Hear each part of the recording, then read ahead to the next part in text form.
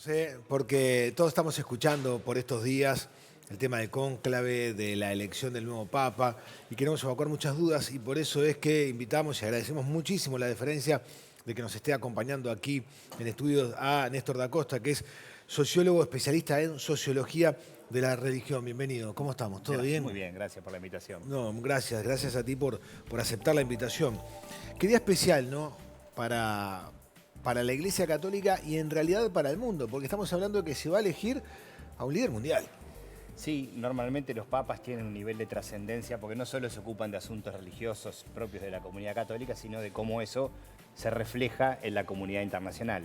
Para decir algunas cosas del Papa Francisco, su posición clara con el tema de lo que sucede en casa, su posición clara con el maltrato a los migrantes en Estados Unidos. Cuando en el mundo uno no ve líderes que tengan posiciones de tono humanista, bueno, el Papa las estaba teniendo. Entonces, de alguna manera, se convierten también en referentes de la política internacional. Claro que sí. Bueno, hay enorme expectativa por este primer cónclave. En realidad el cónclave ya empezó, ¿no? Todo lo que tiene que ver, voy a lo siguiente, a la reunión en sí de esa primera ceremonia dentro de la Capilla Sixtina, para luego sí ese aislamiento en donde entre esos 133 obispos deciden. Correcto. Hoy a las 4 de la tarde, hora romana, comienza el cónclave específicamente dicho, donde se encierran sin medios de comunicación para Aislados votar. totalmente. Hoy va a ser solo una votación y es altamente improbable que haya un papa hoy. Porque se necesita... Se necesitan dos Dos tercios, tercios. 89 votos de los 133. Entonces, normalmente la primera votación es como exploratoria, muestra quiénes tienen ya candidatura con algunos votos atrás, quiénes menos. Hay que ver si lo que se dice en la previa se refleja en votos después. Entonces, hoy va a ser una especie de voto de sondeo. Y mañana, que se vota 2 veces en la mañana y 2 en la tarde, si no hay coincidencias antes, puede que sea yo creo que entre mañana y pasado vamos a tener definición al respecto. Claro. A mí, o sea, después está bueno detallar los pasos, ¿no? Sí. ¿Por qué es secreto el voto? El voto es secreto. Ellos secreto votan en un papel. Los cardenales están obligados a mantener secreto sobre todo lo que es específico del cónclave, votaciones, etcétera. Y cada cardenal vota en un papelito donde pone el nombre de su candidato. Se ponen en una urna, un copón, lo que sea. Sí. Y después hay una Incluso hasta comisión. tiene tapa, vi unas Exacto. imágenes que tiene una tapa. Exacto. Después hay una comisión de 3 que los escruta y nombra en voz alta el voto para quién es y lo van hilvanando en un hilo y van cosiendo un voto con el otro. Sí, estuve viendo que hay distintos roles entre ellos, se los elige arbitrariamente para que unos escruten, otros lleven la parte más administrativa y otros asistan a aquellos que tienen hasta dificultades De moverse. para moverse y poder cumplir con el voto. Exacto, así es, ¿no? Para facilitar que todos puedan votar. ¿Todos son elegibles o algunos se tuvieron que postular para ser elegibles? No, nadie se postula. Nadie Normalmente cuando se dice que alguien se postula, hay un dicho que es, quien llega a un cónclave como papa sale cardenal. Claro, O sea que postularse está mal visto. bien. Por lo tanto, siempre son otros los que promueven las candidaturas.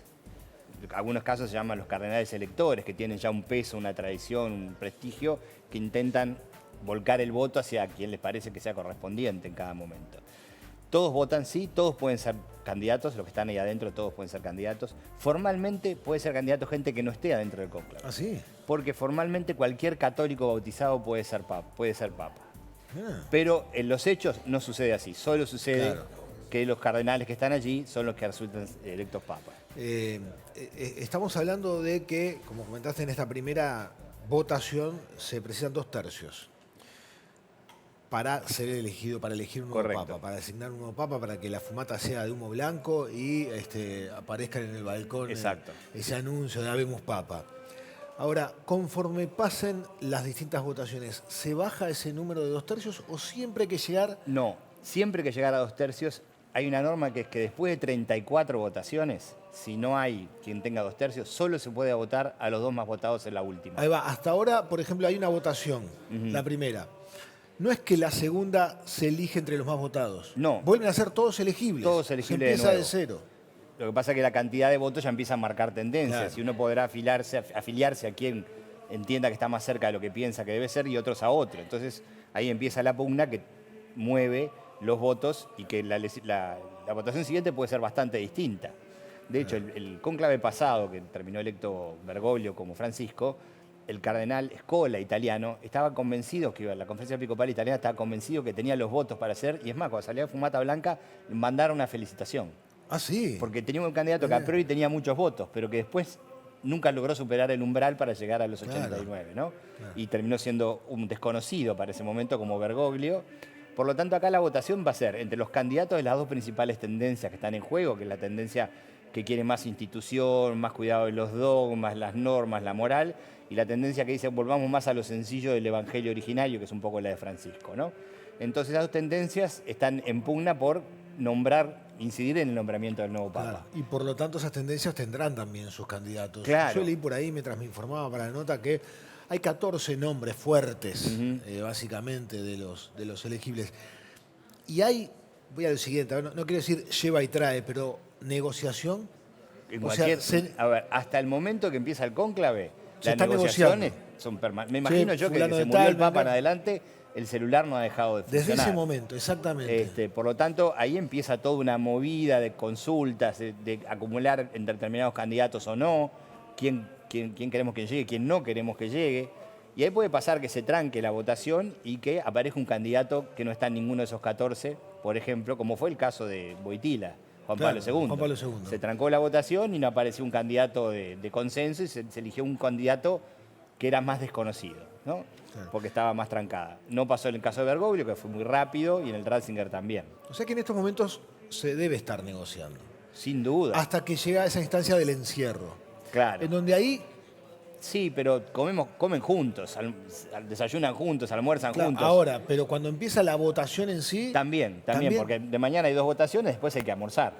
Y claro, uno en la mesa podrá hablar, no está impedido hablar. Lo que está impedido es comunicarse por celular, y eso el Vaticano lo hizo tecnológicamente, canceló todas las posibilidades de comunicación.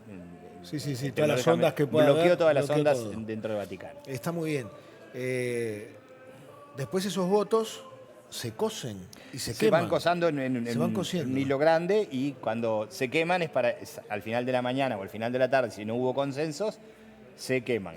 Y se queman con un producto para que salga humo blanco en el caso que hubiera papa, o humo negro en el caso que no lo hubiera, ¿no? Claro. Hay también una cuestión que es de tradición, y es el hecho de adoptar un nuevo nombre. Sí, que sí. En realidad no es una obligación. Pasó a ser una norma no escrita, sí, tal cual, pero que desde tiempos inmemoriales ya hace, parte. Creo que 15 siglos o 12 siglos que ya se hace así. Adopta un nuevo nombre. Y el nombre tiene mucho que ver, porque de alguna forma o se convierte en un programa o se convierte en un mensaje. Francisco fue el primer papa que se llamó Francisco.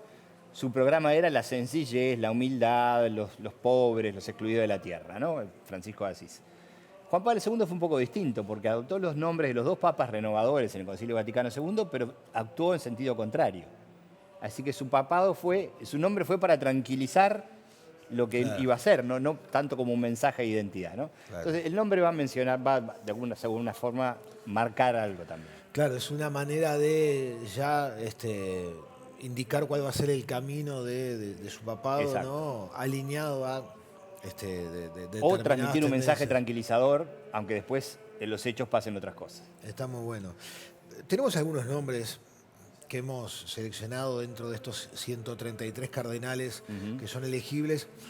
Ponemos la lupa en 4 que bien pueden ser tal vez los más importantes, no quiere decir que de aquí salgan, ¿no? Pero en todo caso los más renombrados o con mayor recorrido. Pietro Parolin. Sí, Parolin es el canciller del Vaticano durante el periodo de Francisco. Es un hombre que siempre fue diplomático, nunca estuvo al frente de cargos pastorales. Es muy conocido en el mundo por su labor negociadora en distintos ámbitos. Fue nuncio en Venezuela. Es un hombre que no es de Francisco estrictamente de la línea, pero tampoco opuesta. Es como una especie de intermedio allí, ¿no? Es uno de los nombres que se maneja con fuerza, tiene 70 años. La edad es un asunto importante. Los últimos 2 papados eran gente ya de cierta edad, lo que quiere decir que no se quería un papado muy largo. El papado Juan Pablo II, 26 años, fue enormemente largo y fue un problema para la disidencia interna. Entonces el mensaje de los últimos 2 papas fue: vamos a elegir a alguien un poco mayor que alguien de 50 y pico, como fue Juan Pablo II, tuvo demasiado tiempo. Por un tema de de rotación de poder, digo. Y sí, porque en de realidad, errores, de que se ponga demasiado la línea en un acento de la línea en determinado lugar y se cierren otras posibilidades. El papado Juan Pablo II persiguió y silenció teólogos en todo el mundo, porque no estaba en la línea de lo que él planteaba. El papado de Francisco, ninguno. bueno, Entonces, bueno, si tenés un papa que te silencia, tranca, etcétera, 26 años de papado es mucho para permitir la pluralidad y la diversidad expresarse, ¿no? Entonces creo que después de un momento hubo 2 papados cortos, se va a elegir gente que esté en torno a los 70 seguramente, un poquito menos, un poquito más, no mucho más jóvenes. vamos con otro. Petro Erdo. Peter Erdoğan es Peter sí, Erdoğan.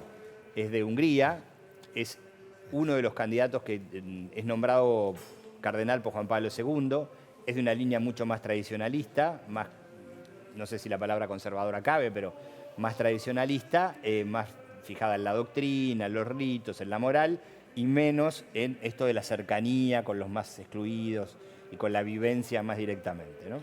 Luis Antonio Tagle es otro de los que... Sí, Tagle es es filipino, Sí.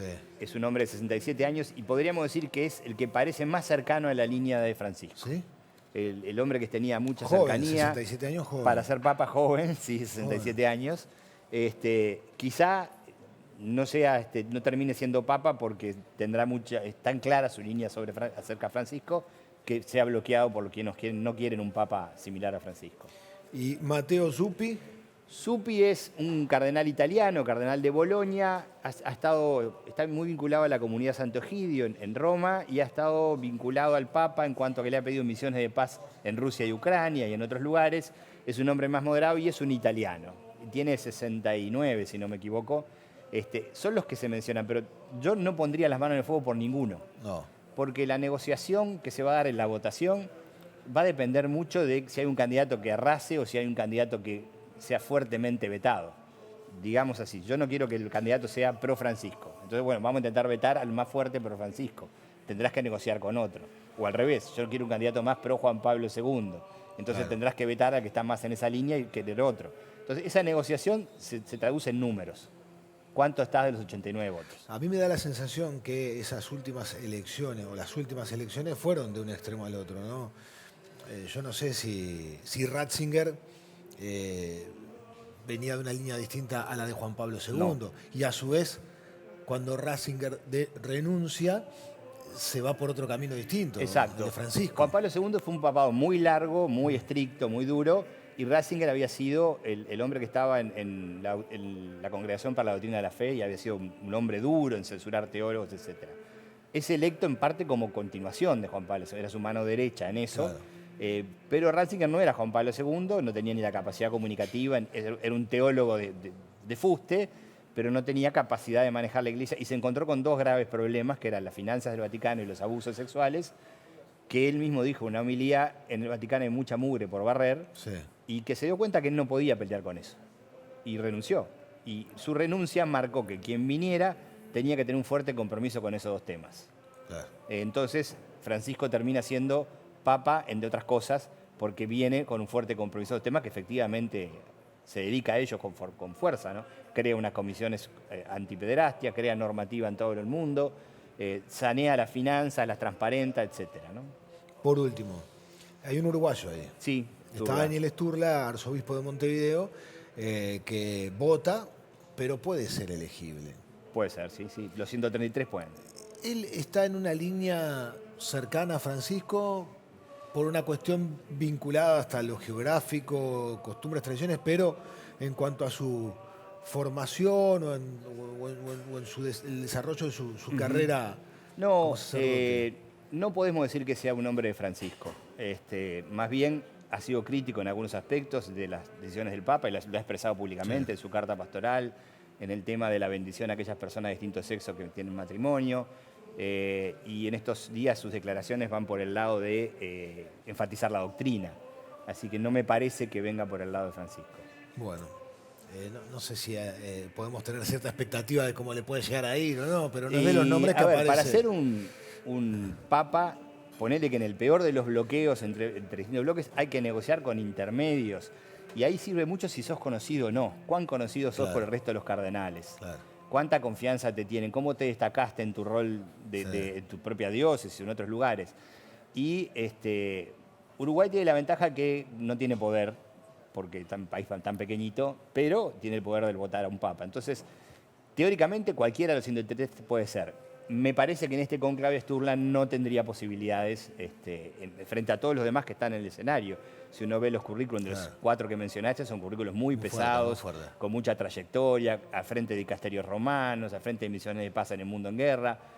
Son gente con un peso importante, ¿no? Está muy bien. Bueno, habrá que esperar 11:30 más o menos. Dentro de una hora, capaz que ya vemos salir humo de la fumata. Esto es lo que está ocurriendo, esto es en vivo, así está. Seguramente sea negro el humo hoy. Y seguramente sea negro, ¿no? Sería toda una sorpresa. Sería increíble si realmente. En esta primera votación encontremos humo blanco. Vamos a repetir lo que recién nos comentabas, Néstor, que hoy hay una sola votación, una sola instancia de votación.